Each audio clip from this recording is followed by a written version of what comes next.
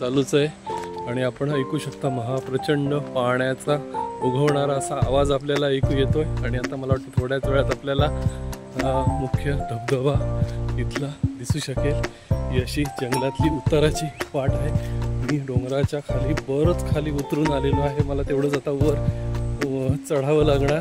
संध्याकाळची वेळ आहे, काळोख होतोय आणि एक वेगळ्या प्रकारचं झाड इथे मला दिसतंय।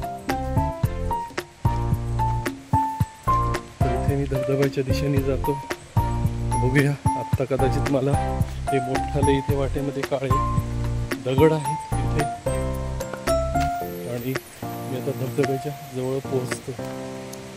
ते आपण चालतोय, अजून खाली खाली उतरतोय। खूप खाली आहे मला वाटतं। या ठिकाणी तुम्ही बघू शकता एक मोठं झाड उन्मळून पडलंय। मला वाटतं हे झाड जे आहे ते मला वाटतं सुरंगीचं आहे असं वाटतंय। आणि या झाडाला पार करून मला आता जावं लागतंय। या झाडाच्या चढून ओलांडून जातो। खाली वाट आहे। ओढ्याचंच रूपांतर पुढे धबधब्यामध्ये होतं। आपण इथे बघू शकता। मी आता त्या ओढ्यातून काळ्या दगडांवर पाय ठेवत जाणार आहे। आपण बघू शकता इथे पाणी वाहतं आणि काळ्या दगडांवर मी पाय ठेवत जातो।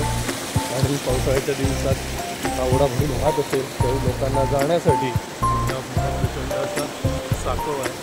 या साकवावरनं लोक त्यावेळी